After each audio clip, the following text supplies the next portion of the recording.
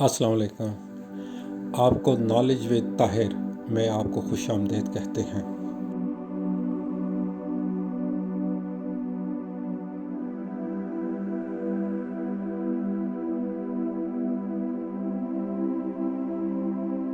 یروشلم ایک قدیم شہر ہے۔ یہ مذہبی اعتبار سے قدیم ترین شہر ہے۔ یہودی، عیسائیت اور اسلام، ان تینوں مذاہب کے لیے یہ مقدس ترین مقام ہے۔ یہ جارڈن ندی اور میڈیٹرینین سی کے درمیان آباد ہے۔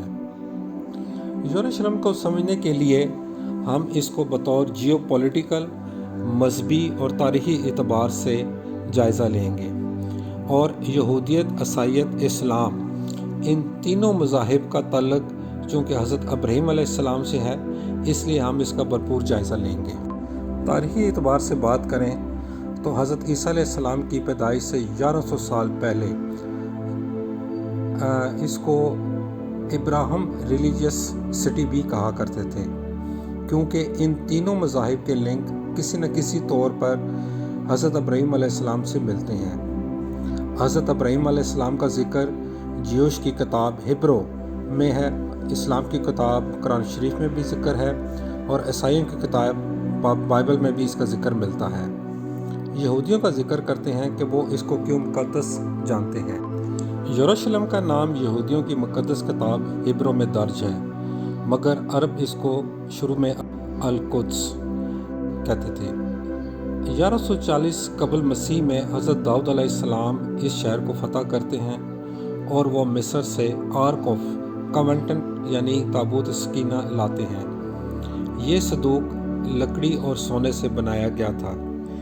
اس میں حضرت موسیٰ علیہ السلام کی وہ تختیاں تھیں جن کو 10 کمانڈمنٹس کہا جاتا ہے، اور اس میں چند ایک حضرت موسیٰ علیہ السلام کے تبرکات بھی تھے۔ اس صندوق کو رکھنے کے لیے حضرت داؤد علیہ السلام کے بیٹے حضرت سلیمان علیہ السلام ایک ٹیمپل بنواتے ہیں، جس کو ہم ٹیمپل ماؤنٹ کے نام سے جانتے ہیں۔ 587 قبل مسیح کو بابلینز یہاں حملہ کرتے ہیں اور اس ٹیمپل کو تباہ و برباد کر دیتے ہیں۔ ہزاروں لوگ قتل عام ہوتے ہیں، اور تابوت سکینہ بابلینز اٹھا کے لے جاتے ہیں۔ لیکن 517 قبل مسیح کو جب یہودی طاقتور ہوتے ہیں، وہ دوبارہ بابلینز پہ حملہ کر کے تابوت سکینہ کو واپس لیتے ہیں اور ایک دوسرا ٹیمپل بناتے ہیں، جس کو وہ سیکنڈ ٹیمپل کہتے تھے۔ حیرت انگیز طور پر اس کے بعد تابوت سکینہ یہاں سے غائب ہو جاتا ہے، جس کے متعلق آج تک کوئی پتہ نہیں ہے۔ اس کے علاوہ اس کے متعلق مختلف قیاس آرائیاں کی جاتی ہیں۔ اسکندر اعظم اس کے بعد دنیا فتح کرنے کے لیے نکلتا ہے۔ یہ تقریباً 300-400 سال بعد کا واقعہ ہے۔ یہ شہر اس کے زیر نگی آ جاتا ہے، ہزاروں لوگ قتل عام ہوتے ہیں اور ہزاروں ہی قید ہو جاتے ہیں۔ یہودی کافی عرصے تک اسکندر اعظم کے زیر نگی رہتے ہیں، اور یروشلم یونانی کے قبضے میں رہتا ہے۔ اس کے بعد آرتھوڈوکس یہودیوں نے ان سے آزادی حاصل کی، اور ان کا سیکنڈ ٹیمپل 70 عیسوی کو عیسائی لوگوں نے جلا ڈالا۔ دیواریں گرا دی گئیں، صرف ایک دیوار بچ گئی، جسے دیوار گریا کہتے ہیں۔ تقریباً 600 سال تک رومنز اس علاقے پہ قابض رہتے ہیں، اور یہاں کا سب سے بڑا مذہب بن گیا، یعنی عیسائیت۔ اور اس کا کریڈٹ رومن امپائر کانسٹنٹائن کو جاتا ہے، اور اسی نے 336 عیسوی میں مقدس چرچ بنوایا، جو عیسائیوں کے نزدیک سب سے مقدس ترین مقام ہے۔ 600 عیسوی میں یہودی یروشلم کو واپس لے لیتے ہیں، اور یہ شہر پھر ایک دفعہ قتل و غارت کا نشان بنتا ہے، اور یروشلم کی گلیاں خون سے لال ہو جاتی ہیں۔ انسانی قتل عام اس قدر ہوتا ہے کہ خون نالیوں میں بہنا شروع ہو جاتا ہے۔ یہودی یہ قبضہ کچھ عرصہ ہی رکھ سکے، اس کے بعد رومنز دوبارہ اس پہ قبضہ کر لیتے ہیں، اور ایک بار پھر یروشلم انسانی خون سے نہا جاتا ہے۔ 637 عیسوی میں عربوں نے حضرت عمر فاروق کے دور میں یروشلم فتح کیا، اور یہاں پہ مسجد عمر کی بنیاد رکھی۔ بعد میں اس کی تعمیر بنو امیہ کے دور میں ہوئی۔ 691 عیسوی میں خلیفہ عبد المالک نے ٹام آف دی راک بنوایا۔ یہی وہ مقام ہے جہاں حضرت محمد صلی اللہ علیہ وآلہ وسلم معراج شریف کے لیے تشریف لے کے گئے تھے۔ یہ ایک پہاڑی ہے، اس کے اوپر یہ گنبد بنایا گیا ہے، جبکہ مسجد اس سے تھوڑے فاصلے پر موجود ہے۔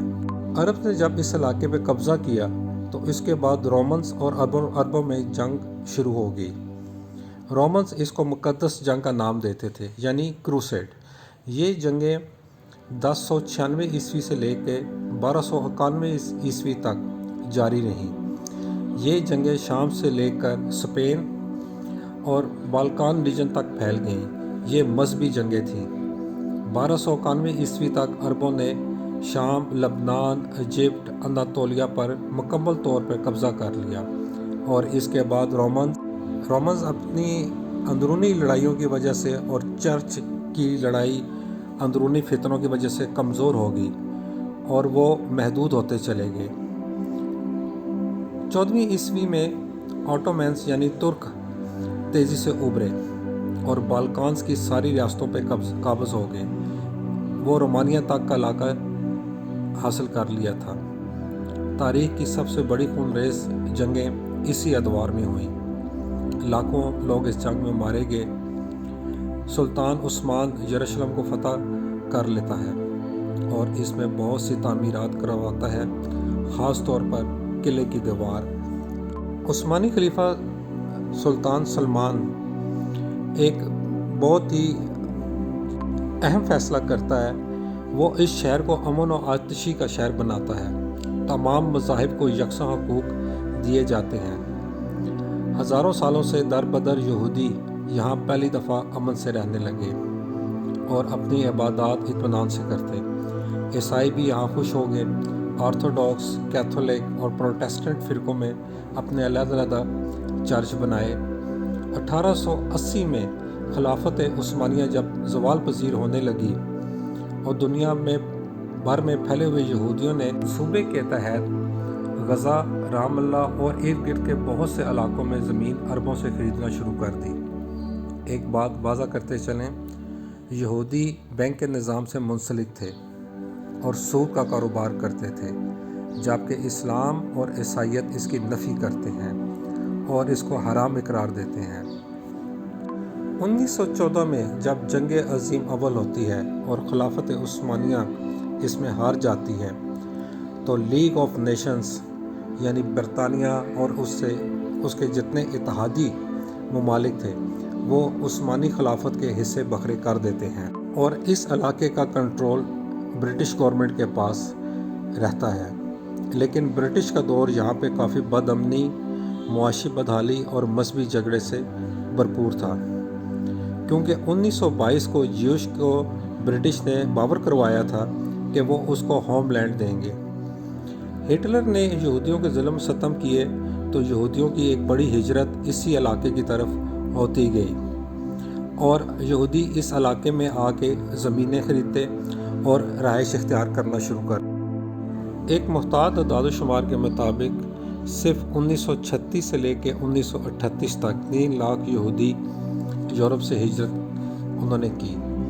1920 میں یروشلم کی آبادی 38,000 تھی، جو 1948 میں بڑھتے بڑھتے 1,60,000 ہو گئی۔ یہاں اب 1947 کو UN نے پلان بنایا کہ برٹش گورنمنٹ کی جانب سے تھا۔ یہ برٹش گورنمنٹ کی جانب سے جیوش کو ایک ریوارڈ دیا گیا کہ انہوں نے جنگ میں ان کی اور اس کے اتحادیوں کی جو مدد کی۔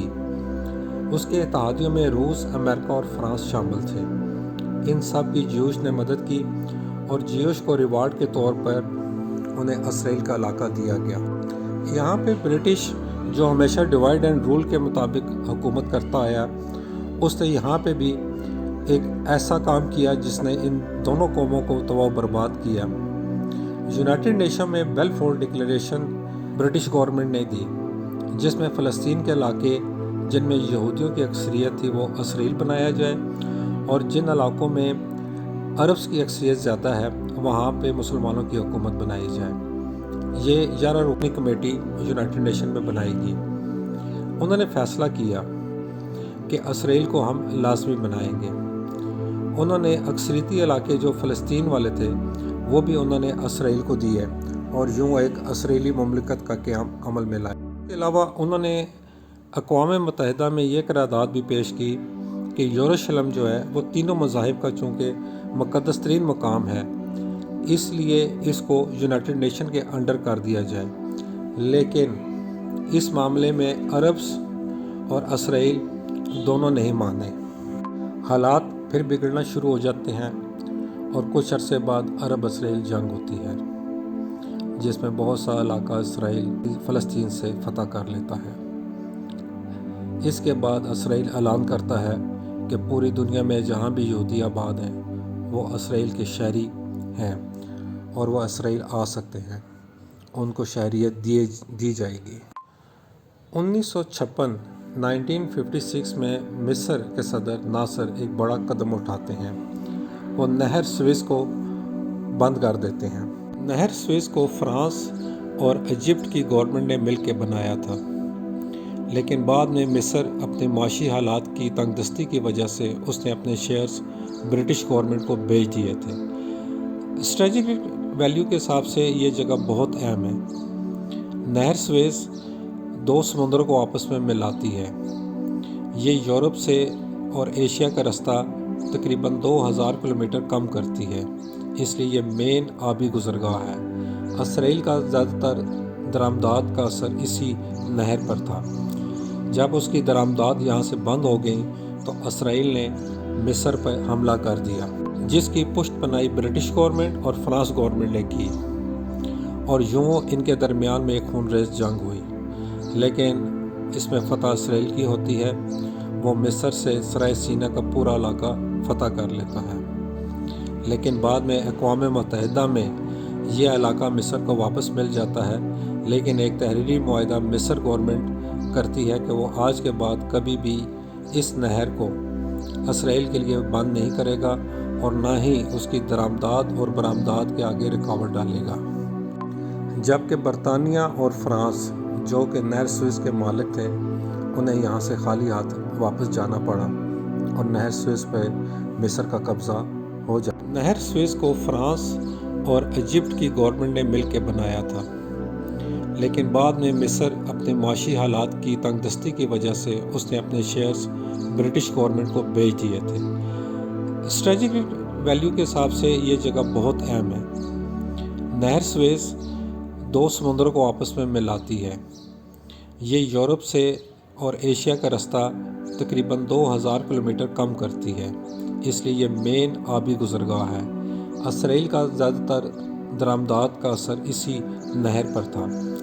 جب اس کی درآمدات یہاں سے بند ہو گئیں تو اسرائیل نے مصر پر حملہ کر دیا، جس کی پشت پناہی برٹش گورنمنٹ اور فرانس گورنمنٹ نے کی، اور یوں ان کے درمیان میں ایک خونریز جنگ ہوئی، لیکن اس میں فتح اسرائیل کی ہوتی ہے۔